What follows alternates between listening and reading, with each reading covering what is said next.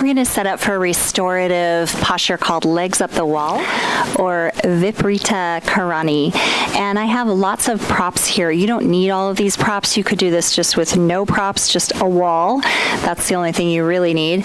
But I do have a strap, which I have put a loop in. The loop is going to be large enough to put your legs through, just at the width of your shins. So I'll show you how that works in a minute. I also have an eye pillow, really nice to have if you would like to use that. I have a blanket. This is going to go behind my head for a little cushion there, and we might adjust that when we get down to the back. And then I also have a bolster. Bolster can go right in front of the wall, a little bit away from the wall.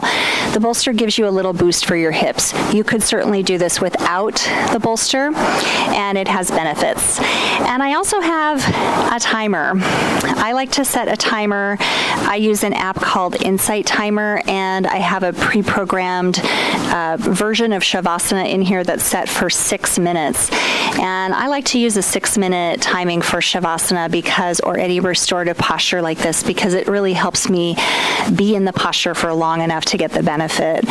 So, to come into this posture, you'll move the bolster just a little bit away from the wall. This is kind of the trickiest part. I have to avoid this little lantern here. And you're going to come to sit on the bolster. Have your things near you. And then the next stage is just to turn. So you're sitting next to the wall, and then you just turn and swing your legs up the wall. And then you have to do a little bit of shimmying around. So blanket under your head. If you want to scoot a little bit closer to the wall, you can do that. I have my hips between the bolster and the wall so that there's a little bit of a back bending action here in the hips and in the low back. But if you wanted more of a grounding effect and less of a back bend, without the bolster would be nice too. Your hips can be right against the wall or a little bit away. And then our next thing we're going to do is grab the strap and place the strap around the feet. And again, this is a little coordination, but once you have it set up, then you won't have to work with keeping your legs up in the air at all. You can really just let the legs then relax against each side of the strap. And then you'll let your legs come to the wall. Get your eye pillow ready, and then we'll start our timer for 6 minutes. And we're starting now. So just rest, maybe eye pillow over your eyes, arms wherever you like, off to the side with your palms up. You could also rest your hands on your torso or your belly, and just completely relax here. Absolutely no effort. And feel the weight of your legs just anchoring down into the hips against the wall. This is a really nice way to feel very settled. And let the energy go down into the hips. It's a reversal of the energy flowing in the way that it normally does. So enjoy this cooling, restful posture here. No attention on your breath, nothing to do. Just be here.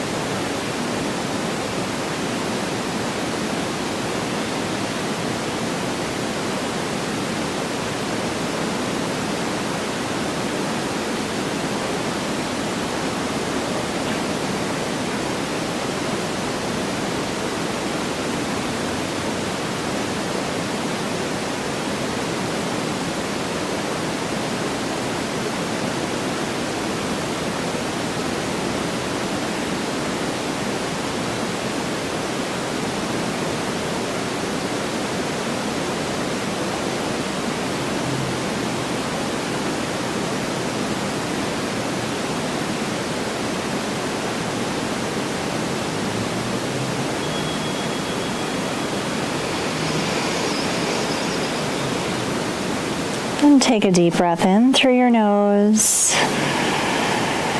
And let your breath fall as you exhale.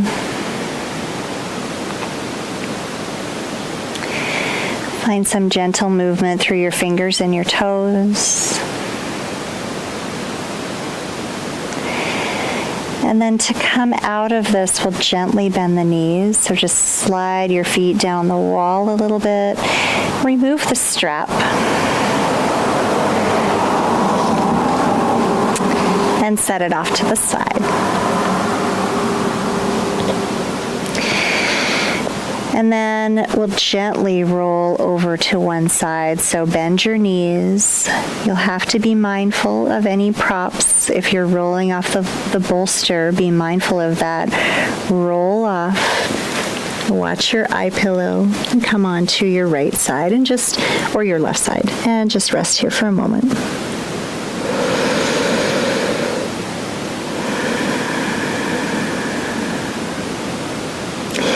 You'll be in a tight little fetus position, and then we'll use the hands to lift up into a seat.